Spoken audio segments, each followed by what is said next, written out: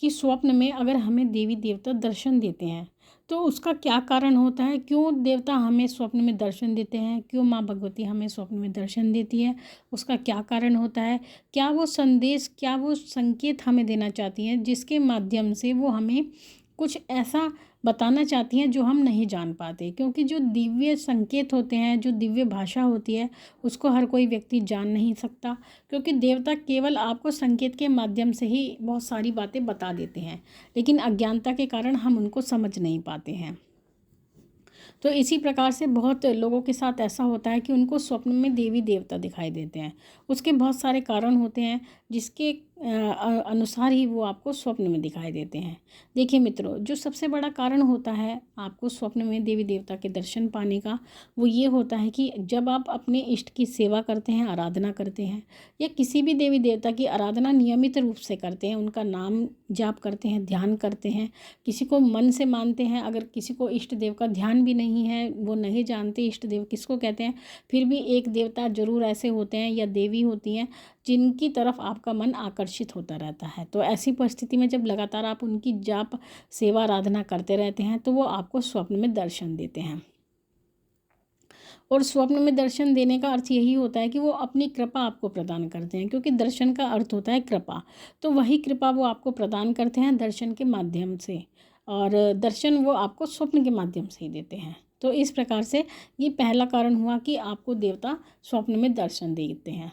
और दूसरा जो कारण है, दूसरा कारण ये है कि कई बार ऐसा होता है कि हमारी पीढ़ियों में बहुत किसी भी देवी देवता की एक मुख्य रूप से पूजा होती है, लेकिन जैसे जैसे समय बढ़ता जाता है हम उस देवता को भूलते जाते हैं। आने वाली पीढ़ियाँ बहुत सारी ऐसे रीति रिवाज है जो भूल जाती हैं, और अपने कुल देवता को भी भूल जाती हैं, कुल देवी को भी भूल जाती हैं। तो ऐसी परिस्थिति में वो देवता बार बार आकर के हमें स्वप्न में जागरूक करते हैं, हमें ये संदेश देते हैं कि हम वो देवता हैं जो पीढ़ियों से आपके घर में पूजे जाते थे, लेकिन अब आप हमें नहीं पूजते हो। तो वो क्या करते हैं, वो आपको स्वप्न में बार बार आते हैं जिससे कि आप समझ जाओ और आप उनकी पूजा आराधना प्रारंभ कर दो। क्योंकि जो देवता पीढ़ियों से चलते हैं, वो उनकी ऊर्जा हमारी, भले ही हम उनकी पूजा करनी छोड़ दें, लेकिन उनकी जो ऊर्जा होती है, उनकी जो शक्तियाँ होती हैं, वो कई कई पीढ़ियों तक हमारे साथ चलती रहती हैं।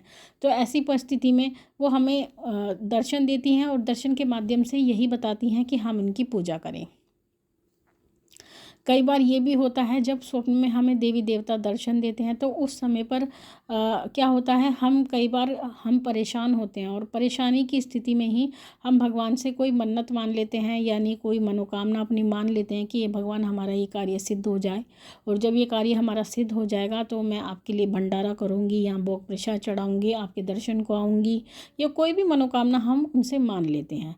लेकिन फिर क्या होता है, जैसे मनोकामना पूर्ण हो जाती है तो हम वो भूल जाते हैं कि हमने भगवान से क्या वचन किया था।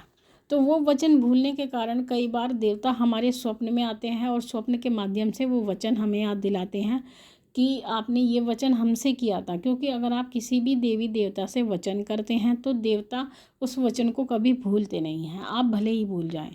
और जब आप अपने वचन को पूरा नहीं करते हैं तो ऐसी परिस्थिति में वो आपका कार्य रोक देते हैं।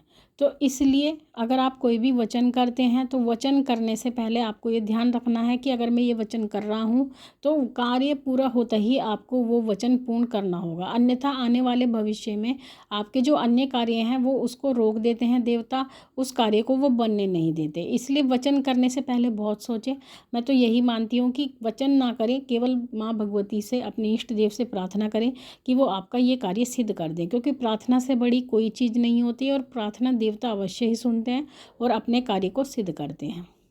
मित्रों, अगला कारण ये होता है, देवी देवता अगर आपको स्वप्न में दर्शन देते हैं कि आपका जो पुनर्जन्म होता है वो पुनर्जन्म से भी संबंधित आपके देवी देवता होते हैं। यानी कुछ देवता ऐसे होते हैं जो आपको दर्शन देते हैं स्वप्न में, वो बार बार आते रहते हैं, लेकिन आप उनकी कोई भी पूजा साधना आराधना नहीं करते हैं, फिर भी आपको उनके दर्शन बार बार होते हैं। तब ऐसी परिस्थिति में आप सोचते रहते हैं कि हम उनकी पूजा नहीं करते, वो फिर भी हमें बार बार क्यों दर्शन देते हैं।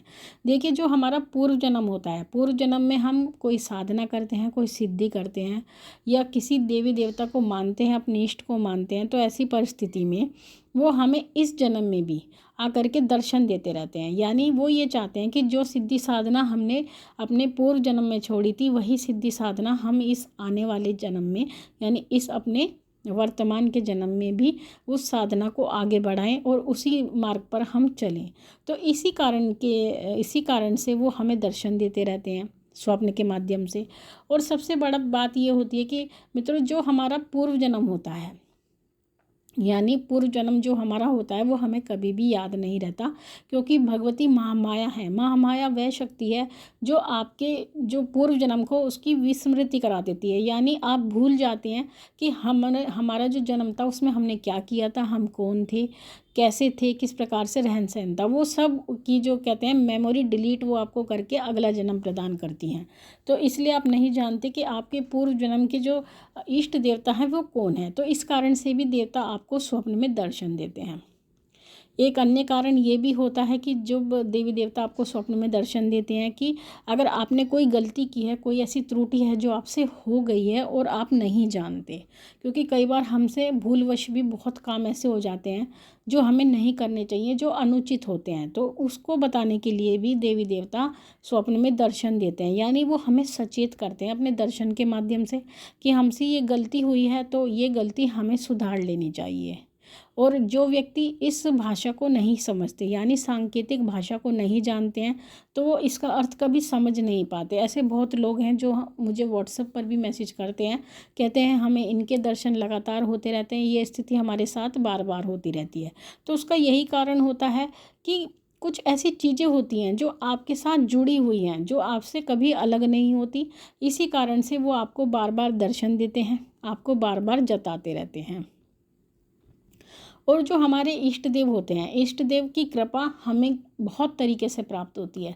एक तो वो हमें साक्षात दर्शन भी देते हैं, एक हमें वो स्वप्न के माध्यम से भी दर्शन देते हैं।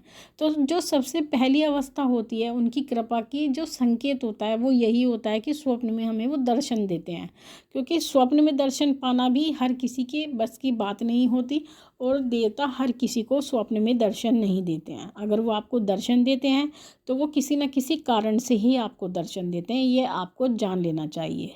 तो मित्रों, ये थी जानकारी आप सभी के लिए। माँ भगवती से यही प्रार्थना करती हूँ कि वो आपके भंडारे भरती रहे, आपकी सभी मनोकामनाओं को पूर्ण करती रहे। साथ ही आप मेरे दूसरे चैनल माँ काली माँ दुर्गा शक्ति संवाद को भी सब्सक्राइब करें और मेरे स्वप्न रहस्य चैनल को भी सब्सक्राइब करें, वहाँ पर भी आपको इसी प्रकार की जानकारी मिलेगी। फिर मिलती हूँ आपसे अगली वीडियो में, तब तक के लिए जय महाकाली, जय महाकाल।